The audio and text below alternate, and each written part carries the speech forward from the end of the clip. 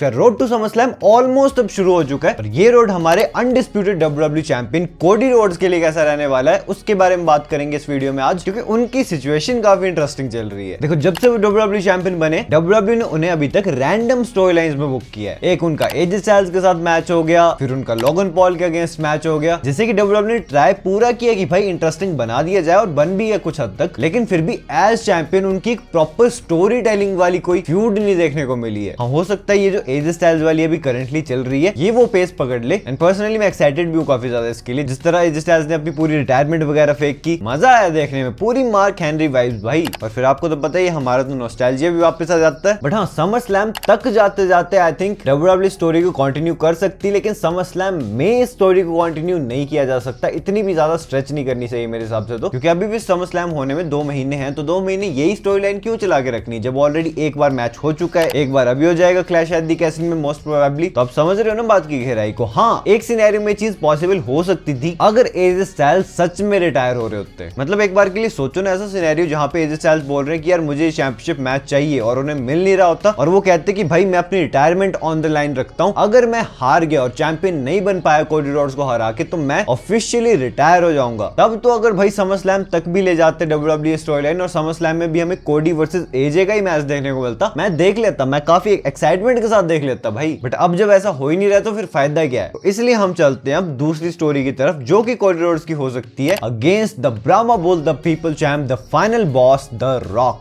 We all know ये match कभी ना कभी तो होने वाला है। पहले काफी ज्यादा टीज किया जा रहा था कि शायद समर स्लैम में हमें देखने को मिल सकता है, क्योंकि कोडी और रॉक की यार स्टोरी काफी इंटरेस्टिंग बन गई थी रेसलमेनिया 40 से पहले। मैं तो बोलता हूँ मुझे कोडी और रोमन से ज्यादा इंटरेस्ट कोडी और रॉक की स्टोरी में आ रहा था उस टाइम। अगर इनका मैच भी दिखा देते मैं काफी एक्साइटमेंट के साथ देख लेता। और ये पेंडिंग मैच भी है और इंटरेस्टिंग मैच भी है, और जब रॉक वापस आएंगे रॉक तो फिर रॉक है, आपको तो पता ही है। बस मुश्किल बस इतनी सी है कि मुश्किल बहुत है मैच होना। और वो क्यों? क्योंकि भाई रॉक हमारी तरह टुच्चू पुच्चू इंसान नहीं है, उनको बड़ी बड़ी फिल्में शूट करनी होती है हॉलीवुड में जाके, और करंटली वो कर भी रहे हैं। और जितना रिपोर्ट्स के अकॉर्डिंग पता चला था, उनकी ये जो मूवी है उसकी शूटिंग समर स्लैम से पहले खत्म हो जाएगी। और पहले से मेरा मतलब है समर स्लैम से जस्ट पहले खत्म होगी। तो अगर आपके मन में आ रहा है कि यार समर स्लैम से जस्ट पहले खत्म हो जाएगी तब तो मैच हो सकता है ना पॉसिबल, तो देखो यार नहीं हो सकता, क्योंकि एक तो इन रिंग शेप में पहले रॉक को आना पड़ेगा, उसके लिए टाइम लगता है, मैच की प्रिपरेशन करनी पड़ेगी, उसमें भी टाइम लगता है। और ये सब भी छोड़ो, वो तो उनकी पर्सनल ट्रेनिंग की बात है, लेकिन ऑन टीवी हमें एक अच्छी स्टोरी टेलिंग भी तो देखने को मिलनी चाहिए। अगर आपके मन में ये आ रहा है कि यार कोडी और रॉक की तो ऑलरेडी इतनी अच्छी स्टोरी है, अब और स्टोरी की जरूरत ही नहीं, सीधा मैच करवा दो, तो वैसे तो बात नहीं बनेगी, क्योंकि समर स्लैम में जाके मैच हो रहा है। आई नो पहले भी ऐसे काफी सारे मैचेस हो चुके हैं जिसे डब्ल्यूडब्ल्यू ज्यादा बुक नहीं करती, ज्यादा बिल्ड नहीं करती है, लेकिन ट्रिपल एच एरा में मुझे लगता है कि भाई ज्यादा बिल्डअप होगा इस मैच को, क्योंकि ये मैच डिजर्व भी करता है वो बिल्डअप यार। ये कोई ऐसा मैच नहीं जो कि हमें पहले भी काफी बार देखने को मिल चुका है, लाइक रोमन और ब्रॉक, तो इसे बिना स्टोरी लाइन के एक और बार करवा दो। ये मैच हमें कभी देखने को मिला ही नहीं, हमें बस स्टोरी स्टोरी स्टोरी देखने को मिली है अभी तक। तो जब पहली बार इनका मैच होगा तो लीड करके जानी चाहिए परफेक्ट स्टोरी टेलिंग, एक लॉन्ग टर्म स्टोरी टेलिंग। ये एक ऐसा मैच नहीं जैसे कि एक हरी में करवाया जाए कि भाई ऐसे रश में फटाफट कुछ ना कुछ कर देते हैं, तो फिर इसे भी कर देते हैं हम साइड लाइन। बाकी इससे नेक्स्ट की तरफ चलते हैं, जो स्टोरी कोडी रोड्स की शुरू हो सकती है in the road to SummerSlam against the mega star LA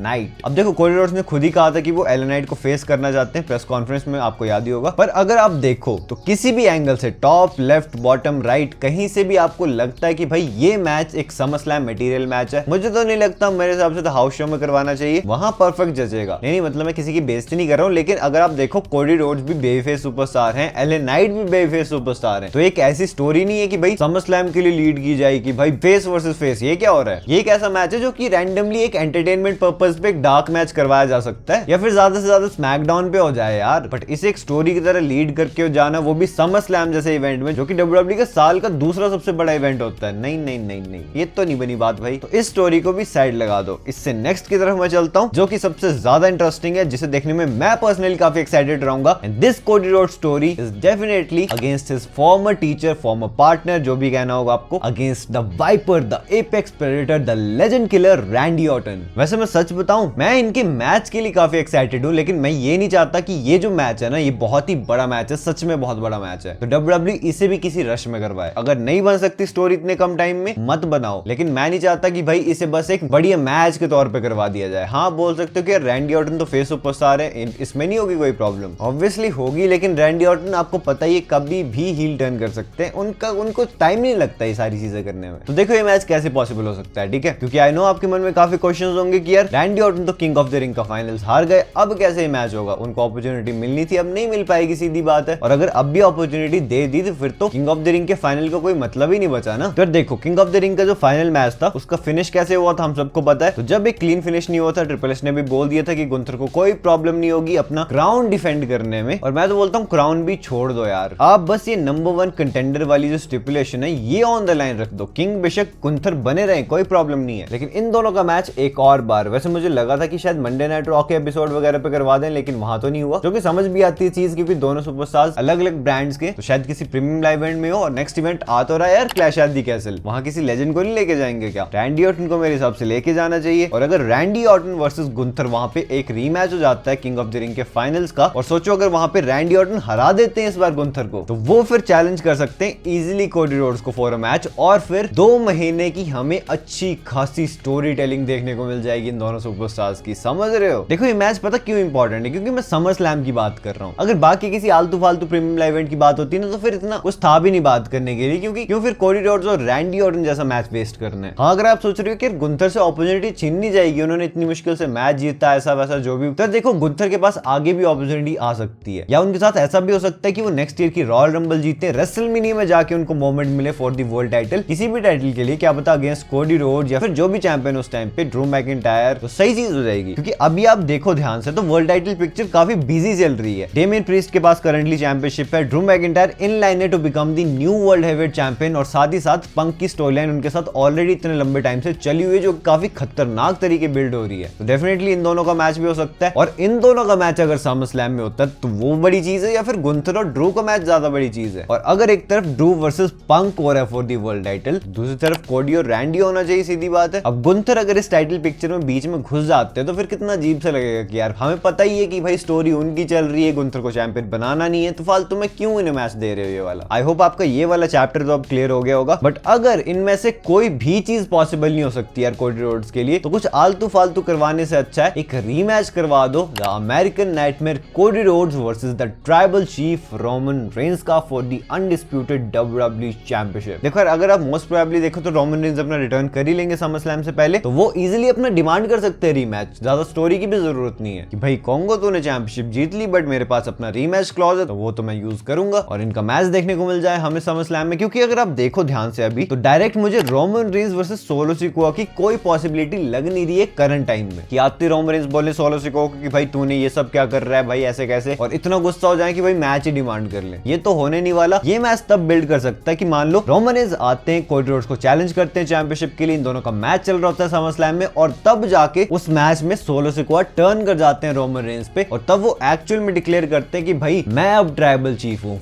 फिर बनेगी इनकी अच्छी खासी स्टोरी, तब हमें रोमन वर्सेस सोलो देखने को मिल सकता है नेक्स्ट किसी इवेंट में। रोमन रेंस के रिटर्न करते मुझे सेंस नहीं बनता हो दिख रहा है रोमन और सोलो के मैच करवाने का। और हाँ, अगर आप सोच रहे हो कि रोमन को तो पहले पक्का तो होने दो, वो पता नहीं आएंगे नहीं आएंगे समर स्लैम से पहले, तेरे उनके रिपोर्ट्स के अकॉर्डिंग तो मैंने सुना ही था कि रोमन रेंस स्केड्यूल्ड तो है एक स्मैकडाउन के एपिसोड के लिए बिफोर समर स्लैम, तो ऑब्वियसली अगर वो समर स्लैम से पहले किसी स्मैकडाउन में वापस आ रहे हैं तो पक्का किसी मैच के लिए आ रहे होंगे। मैंने आपको 5 सिनेरियोस बता दिए, कोडी और एजे स्टाइल्स का, कोडी रोड्स और द रॉक का, कोडी रोड्स और एले नाइट का, कोडी रोड्स और रैंडी ऑर्टन का, और फाइनली कोडी रोड्स और रोमन रेंस का। आप अपने थॉट्स बताना मुझे कमेंट सेक्शन में, अगर आपको लगता है इन 5 के अलावा भी कोई इंटरेस्टिंग सिनेरियो हो सकता है कोडी रोड्स का in the road to SummerSlam for the undisputed WWE championship. And अगर आपने मेरी लास्ट वीडियो में देखी है जिसमें कि मैंने मंडे नाइट रॉ की हिस्ट्री के आज तक के सबसे घटिया वाहियात फालतू मैचेस बताए थे, तो ये रही वीडियो आपके सामने, इसे जल्दी क्लिक करो और देख लो। एंड मैं मिलता हूं आपसे अपनी नेक्स्ट वीडियो में एक बहुत ही इंटरेस्टिंग टॉपिक के साथ। So until that time, this is जय साइनिंग आउट।